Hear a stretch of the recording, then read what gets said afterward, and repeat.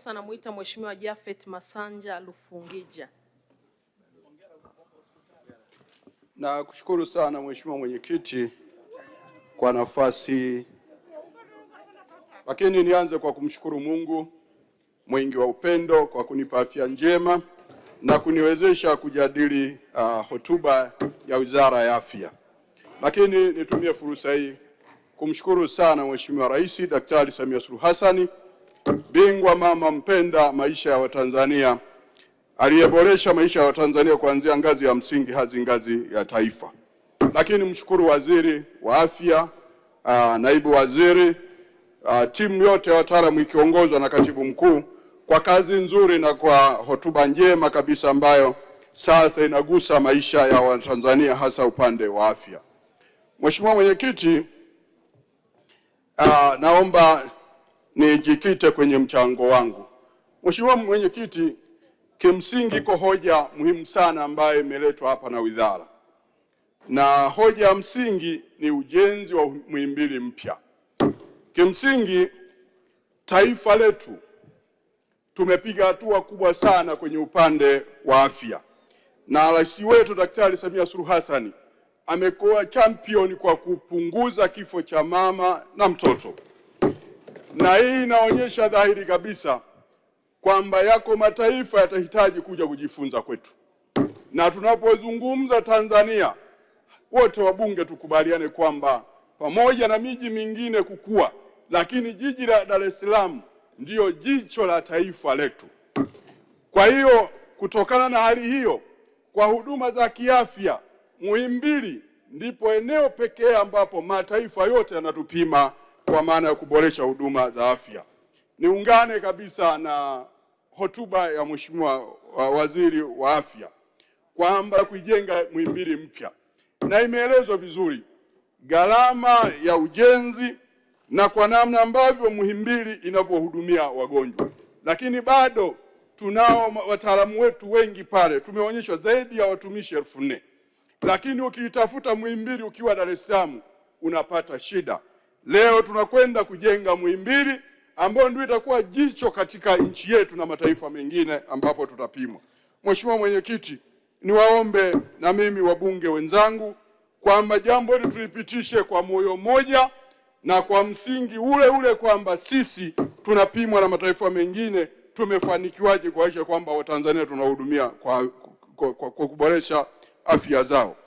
Mheshimiwa Mwenyekiti, pamoja na michango hiyo ambayo imeainishwa hapa na namna ambavyo Watanzania tulikuwa tunapoteza fedha zaidi ya bilioni 96.8 tulikuwa tunazipoteza kwa maana ya wagonjwa wetu kwenda nje.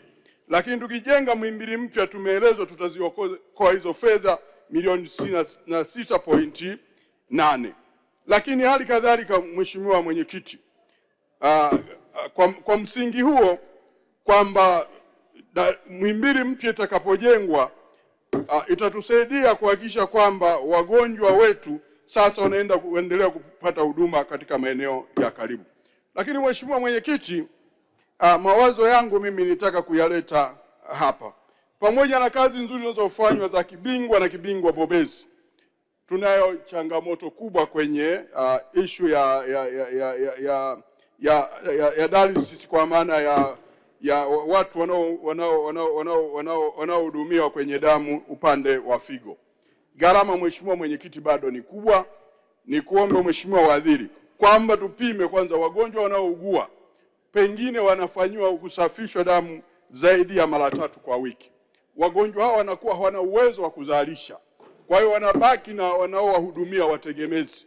Kwa tuone wizara namna gani inaweza kaangalia namna ya kupunguza gharama hizi, na pengine serikali kuchukua sehemu ili kupunguza mzigo ambao mkubwa wananchi hawawezi kuukabili.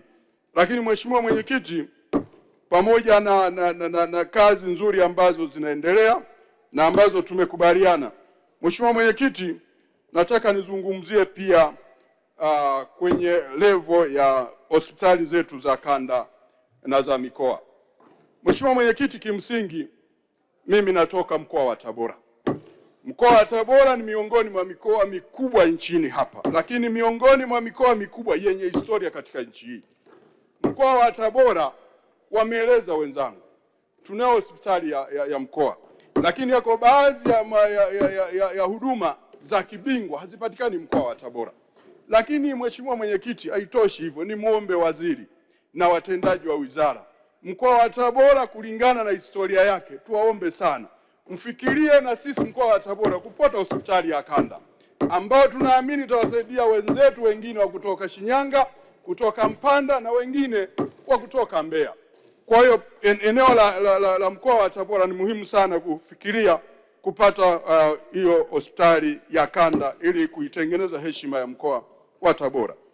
Mheshimiwa Mwenyekiti, pamoja na hayo ambayo nimeleta ombi, naomba pia nijikite kwenye ishu ya bima ya afya. Niwaombe ndugu zangu wabunge pamoja na Watanzania wote, lengo la Daktari Samia Suluhu Hassan ni kuhakikisha sasa kila mwananchi anaweza kupata huduma bila kupata vikwazo. Bima ya afya kwa wote itatusaidia kila mwananchi kuhakikisha kwamba anapata huduma mahala ambapo anahitaji. Wako wananchi wetu wengi, kulingana na uchumi wao ulivyo mgumu, inafika mahala wanashindwa kuendelea na huduma za matibabu kwa maana ya ukosefu wa fedha. Na mimi nitumie fursa hii kuwaomba sana ndugu zangu wataalamu, kwanza kama tulivyoelezwa na waziri kwamba mifumo yote isomane kuanzia ngazi ya zahanati, vituo vya afya pamoja na sekta binafsi, ili tutakapoanza kutekeleza jambo hili tusije tukawa na vikwazo, wananchi wakafika mahala wakaanza kulalamika. Niwaombe sana, lakini nitumie fursa hii kuwaomba Watanzania wote na wananchi wa Uliankuru tumsupport Daktari Samia Suluhu Hassan kwenye swala la bima ya afya ambayo kiangalia na gharama ndogo. 150,000 kwa kaya watu 6 ni sawa na shilingi 25,000 kwa mwaka, ambayo ni fedha ndogo sana. Mheshimiwa Mwenyekiti, hayo ndio yalikuwa. Mheshimiwa Mwenyekiti, nisikose kuwasemea wananchi walionileta hapa. Jimbo la Uliankuru ni miongoni pia mwa majimbo ambayo bado yana jiografia ngumu. Jiografia ngumu ya barabara, lakini jiografia ngumu kwa maana ya huduma za afya. Eneo la Uliankuru ili upate hospitali ya wilaya kwa pande zote mbili, upande mwingine ukitaka kwenda Kahama ni zaidi ya kilomita 130. Kwenda makao makuu ya wilaya ni zaidi ya kilomita 170 na kwenda mkoani zaidi ya kilomita 140.